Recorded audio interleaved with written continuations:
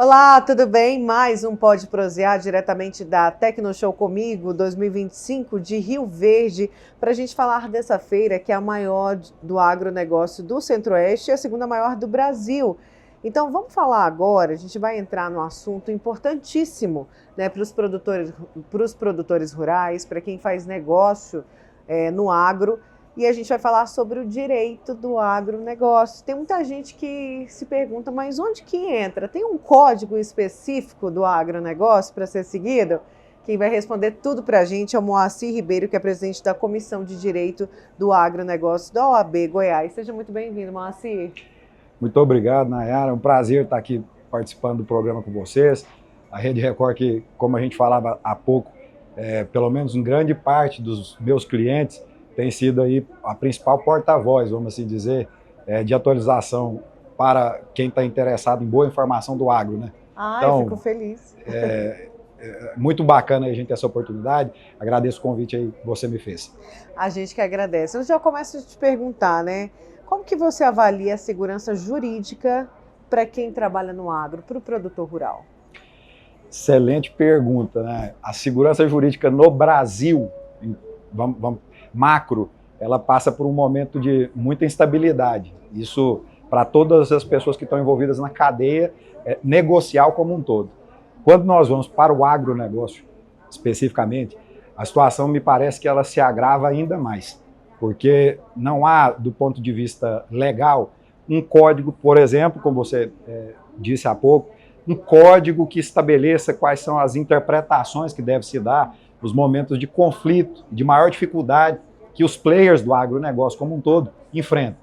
Então, em algumas palestras, eu tenho inclusive dito, o direito do agronegócio é como se ele fosse um elefante, e ele está entre cristais. Então, o direito tem que tentar transitar entre o produtor rural, que está de um lado, é um cristal extremamente importante para a cadeia, e de outro o mercado, né? O mercado de crédito, as revendas, as trades, que também têm os seus interesses, e você tem, então, no meio, essa tentativa, vamos assim colocar, de uma norma que não é específica para ele, porque ela, em matriz, negócios são de direito civil, né? E a gente tem relações societárias, empresariais, tributárias, todas elas não são, ao fim, né, delimitadas como para o produtor rural ou para o empresário do agronegócio. Portanto, do ponto de vista da segurança jurídica, o que eu posso dizer é que nós estamos numa construção da jurisprudência do Brasil como um todo, se amoldando às dificuldades que o homem do campo enfrenta e que o empresário também do agronegócio tem enfrentado. E a perspectiva, pelo menos nesse momento, do que a gente tem tentado, é que os advogados sejam atores importantes para viabilizar um diálogo em busca de um ponto médio. Nem tanto ao céu, nem tanto à terra. A gente precisa de tentar equilibrar na ausência e nos vácuos legais, normativos, princípios e interpretações que possam, de alguma forma, permitir que o agronegócio se desenvolva e a gente tente proteger as duas camadas envolvidas simultaneamente, dentro da possível, né? Pois é, porque assim, quando a gente fala de agro, tudo envolve o direito junto também. Vamos para a seara, por exemplo, da proteção ambiental. Existe um equilíbrio na sua avaliação, na avaliação do OAB, entre a proteção ambiental e a produção agropecuária? Era preciso ter isso muito mais estabelecido, até mesmo para assegurar o produtor rural? Outra pergunta de $1 milhão, né? Se você for parar para pensar, e a gente rapidamente aqui não é 100% da minha temática ou ambiental, mas o que eu posso dizer é o seguinte, indiscutivelmente, o Brasil é exemplo para o mundo em relação à regulação e norma ambiental. O nosso direito ele deveria ser copiado. Enquanto aqui nós temos preservação em determinados biomas de 80%, 70%, 60%, nós vemos que na Europa a discussão que eles travam homericamente é para poder eventualmente conseguir deixar uma plantação com 15%, 20%, o que de alguma forma chega a ser ridículo, quando o Brasil preserva tanto e tem normas que do ponto de vista técnico, inclusive, são exemplo para o mundo. Então, a primeira parte da sua pergunta em relação ao meio ambiente, a minha percepção é de que nós precisamos de tentar achar um avanço, principalmente porque não faz sentido você colocar um produtor rural, por exemplo, no norte do Brasil, e você obrigar que essa pessoa tenha que conviver num ecossistema onde tem tantas barreiras e tantas limitações para quem só quer produzir. Uhum. E eu venho ali do agrarismo, né, como estudioso que sou, eu posso te dizer, na geração passada, você tentava levar pessoas para o agro e para o norte brasileiro e dizia para ele, olha, eu só vou te dar titulação se você for lá e desmatar. Então, os meus avós, os meus pais, por exemplo, tiveram essa oportunidade e acreditaram nela. E aí veja que coisa, né, que dicotomia. Em menos aí de 50 anos, nós passamos por uma evolução agora onde se diz, olha, você não pode desmatar, você não pode, sob hipótese nenhuma, extrapolar os limites. E a gente tem tido exemplos de questões de satélite, onde existem notificações arbitrárias sob pretexto de proteção ambiental, e aí aquela pessoa produziu, e de repente o polígono, né, que está colocado, vamos dizer, o PRODES, o DETER, vai e coloca uma mancha sobre aquela matrícula, e esse produtor que fez um plantio para que seja feita a venda rápida, acaba não tendo sequer direito de defesa, porque ele só descobre, por exemplo, quando ele vai lá entregar na Cargill ou qualquer outra do tipo, e aí chega o alerta, ó, você está com embaraço ambiental aqui na sua inscrição, eu não posso deixar entrar. Então esse dilema, e os colegas que mexem com direito ambiental compartilham isso nas comissões e reuniões que eu participo, é uma situação de desequilíbrio. Nossa, o meio ambiente, evidentemente, tem que ser protegido, e nós, repito, somos exemplos mundiais nessa temática, tanto na legislação quanto na prática. De modo que há necessidade de ter um equilíbrio. E esse equilíbrio passa 100% pelos nossos parlamentares, é uma decisão política, eminentemente política, daí a importância de que nós tenhamos essa bancada cada vez mais preparada, tecnicamente preparada, e para que essas distopias, vamos assim colocar, elas possam ser eliminadas e a gente possa, de fato, deixar as pessoas que querem produzir, querem trabalhar, e principalmente as regiões. É um foco que eu acho que é extremamente vital a gente analisar. O agronegócio não pode ser olhado individualmente só pela Maria, pelo José e pelo Pedro. Quando você olha para o norte do Brasil, e aqui mesmo em Goiás, existem locais ou localidades que você tem tanta resistência em relação ao meio ambiente, que o produtor acaba sendo obrigado ou a trabalhar na marginalidade ou a não produzir, o que não é bom para nenhum dos atores que estão interessados nessa cadeia. Agora, quando a gente fala de direito do agronegócio, sempre lembramos da regularização fundiária. Não tem como fugir dessa temática, né? Qual que é a avaliação que você faz a respeito disso aqui no Brasil, na nossa região, em Goiás? Ainda quem sofre muito com a falta da regularização da terra é o pequeno produtor? Sem sombra de dúvidas, nós temos um problema brasileiro estrutural em relação à titulação de propriedades rurais. Isso vem, eu diria assim, desde Sesmarias de lá para cá, e nós passamos ciclos, né, que vão melhorando um pouquinho, mas não é capaz de resolver, mesmo com a ajuda do produtor e dos donos de imóveis rurais. E por que eu faço esse adendo aqui?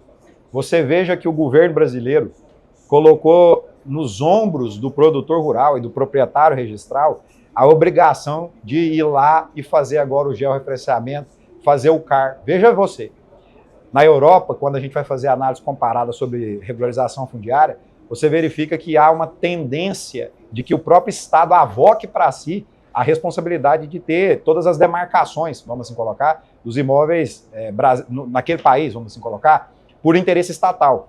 E no Brasil, o que a gente assiste há uma dificuldade, muitas vezes, de titulação por conta do INCRA, que evidentemente, hoje pela manhã eu conversava com um amigo e ele me disse a questão do movimento sem terra, e agora surgiu o movimento movimento com terra, uma coisa assim, dos fazendeiros, que eu achei super bacana.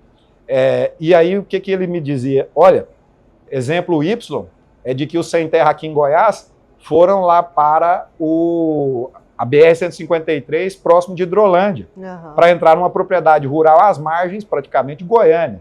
Evidentemente que é muito mais fácil, né, você partir do conceito de que quem quisesse realmente produzir, e a gente estivesse falando da regularização fundiária séria, um imóvel que está a poucos quilômetros, e o caso saiu na mídia, portanto é por isso que eu digo, é emblemático, beira asfalto, um imóvel que, ao fim e ao cabo, tem toda a capacidade do mundo de gerar receita para aquelas pessoas que já estavam beneficiando há muito tempo.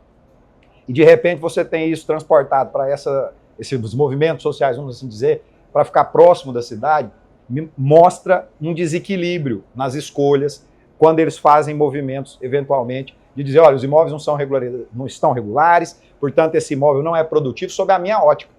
Veja que isso é subjetivo. Portanto, regularização fundiária no Brasil é um tema espinhoso, e a seriedade do que eu acho que nós precisamos de tratar sob esse espectro é o seguinte, o norte, você comentava antes que estava no Mato Grosso, nós temos fenômeno, por exemplo, de que você tem escrituras públicas de posse. E é um instituto jurídico que, se você for analisar na letra do direito registral, ele não está lá como um objeto de transferência do direito real. Eu vou me tornar dono de um imóvel. Mas pela inaptidão, vamos assim colocar, dos documentos, pela inaptidão dos estados e dos órgãos públicos, você acaba vendo que as pessoas e a comunidade têm que achar alternativas para legitimar e conseguir provar, olha, eu estou aqui há tanto tempo, eu sou legítimo proprietário, eu tenho domínio ainda que eu não tenho registro, estou na posse e eu quero ter o meu direito de ter uma matrícula para mim ir no banco e conseguir levantar crédito para produzir, para expandir, para aumentar. E hoje, esse é o diagnóstico, vamos dizer, do problema. A solução, eu acho que é muito local, mas sem boa vontade de que haja uma ingerência de cima para baixo, para dizer, vamos estimular, facilitar, incentivar e vamos deixar as pessoas que efetivamente estão lá e que querem produzir, que não são especuladores, que não são grileiros, a gente vai ter uma dificuldade de efetivar isso em médio prazo. Eu acho que tem que ter uma política nacional, um plano nacional de desenvolvimento, de regularização fundiária, aonde se tente, de fato, prestigiar quem está lá localmente, e não quem tem papel, às vezes, ou escrituras que se questiona aí. Goiás, nós tivemos a divisão com o Tocantins, e você vê, tem pessoas que me procuram, que às vezes a gente ouve, dizer, olha, eu tenho documento do Intertins, eu tenho documento do IDAGO, que era o antigo o Instituto de Terras de Goiás, eu tenho do INCRA. Coexistem 3 matrículas, ou títulos, ou documentos? Sim, coexistem, mas no fim do cabo, se você for lá olhar, muitas vezes não é nenhum dos 3 que está lá em cima da terra plantando e produzindo. Agora, Moacir, a gente está na maior feira de agronegócios do Centro-Oeste, a Tecnoshow, e a gente vê a presença maciça dos advogados, sempre acompanhando os grandes negócios, principalmente, né? Como tem sido, e a OAB tem acompanhado isso no que diz respeito à segurança desses advogados que atuam no agronegócio? Ainda há alguma insegurança? A gente viu casos, né, de advogados, caso em Rio Verde no ano passado, de um colega seu, que acabou assassinado, não se sabe ainda a relação, mas pode ser porque ele estava negociando uma terra, né, regularizando, era regularização fundiária, se eu não me engano. Como tem sido isso junto à OAB com os advogados?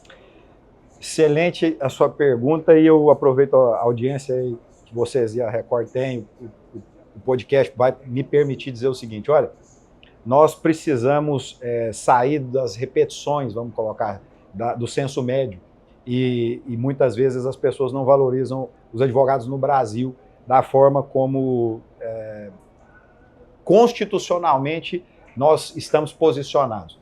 Veja você que esse episódio de Rio Verde, ele foi prontamente atendido pela Comissão de Prerrogativas da OAB, houve identificação de quase toda a operação que estava por trás, e realmente foi uma disputa de terra. Ao fim e ao cabo, é uma tragédia, é um drama, e o que eu posso te dizer é que a OAB, aqui em Goiás, por exemplo, eu fui relator do processo que foi distribuído para a seccional sobre o posicionamento da OAB Goiás sobre o porte de arma para advogados. Então, a OAB, nesse cenário, foi uma das primeiras seccionais que se manifestou incisivamente e favoravelmente. Portanto, ontem, inclusive, salvo engano, ontem ou foi anteontem, nós tivemos aprovação no Senado. Ontem, Nós tivemos aprovação no Senado desse projeto que foi originário do Conselho Federal, mas que a OAB Goiás foi uma das pioneiras, vamos assim dizer, nos relatórios e nos dados. Nós mostramos o número de advogados que foram vitimados no passado muito recente e que mostra, sobretudo no agro, que existe uma cultura, vamos assim dizer, de muita beligerância entre as partes, e você muitas vezes acaba ficando desprotegido. Quando você vai numa fazenda, é comum você fazer uma visita em loco junto com o cliente e às vezes o retorno você pode ser uma presa fácil para uma pessoa mal intencionada, para um pistoleiro que, principalmente no norte do Brasil, não é incomum de encontrarmos. E aí você veja o que aconteceu aqui em Goiás. Em Rio Verde, uma cidade do tamanho de Rio Verde, à plena luz do dia. Sim. No Mato Grosso. Você teve exemplo recente, né? De modo que o que eu acredito que os advogados que atuam no agronegócio precisam sobretudo, união, acreditar na proteção que o sistema OAB tem oferecido, porque de fato Goiás, e eu repito mais uma vez, não é puxando brasa aqui para a nossa subseção, não. Rio Verde tem um presidente muito atuante, que é o Alessandro Gil, e a seccional foi a primeira no Brasil a criar uma procuradoria de prerrogativas. Então, toda violação que um advogado sofre, ele tem um advogado especializado em atuar na defesa da função que ele opera e da missão importante que ele exerce. Portanto, acho que é extremamente importante que os advogados estejam conscientes, evidentemente, das suas obrigações, estejam integrados ao sistema OAB para trazer as suas dúvidas, para trazer as suas denúncias, as sugestões do que a gente pode eventualmente fazer, para que se conclua, como ontem, anteontem, nós vimos, esse projeto praticamente agora fica na dependência aí dos últimos atores aprovarem, para que a gente tenha um pouco mais de segurança. Lembrando, não há hierarquia e nem subordinação entre magistrados, membros do Ministério Público e advogados. E tanto as duas categorias possuem o porte de arma e, evidentemente, se submetem a teste de aptidão. E o que nós entendemos é que não é uma distribuição indiscriminada para todos os advogados do Brasil, como muitas vezes houve crítica. Há uma necessidade de você ter a comprovação de todos os cenários, tal qual os demais membros aí da carreira jurídica cumprem e necessitam de fato. É uma coisa legítima. Portanto, acho que é muito bacana essa integração e a participação cada vez mais presente dos advogados nas feiras, como nas visitas em loco, como você deve constatar aí continuamente, vamos assim dizer. Moacir Ribeiro, muito obrigada, viu, por esse bate-papo, que com certeza levou muito conhecimento a muita gente. Obrigada. Eu agradeço mais uma vez, foi um prazer estar aí com você e dizer que aos advogados que estiverem aí nos assistindo, fica aqui um convite para que possam participar conosco da Comissão de Direito do Agronegócio da OAB Goiás, para que você tenha a possibilidade de compartilhar das suas dúvidas, trazer os seus dilemas e todos nós ali possamos encontrar elementos para que você tenha uma advocacia cada vez mais efetiva e mais produtiva no dia a dia aí da sua missão, para ajudar, ao fim e ao cabo, essa cadeia tão importante do Brasil, que é o agronegócio. Obrigado mais uma vez. Obrigada. Moacir Ribeiro, presidente da Comissão de Agronegócio da OAB Goiás. Esse foi mais uma edição do Pode Prosear, diretamente de Rio Verde, da Tecnoshow Comigo 2025.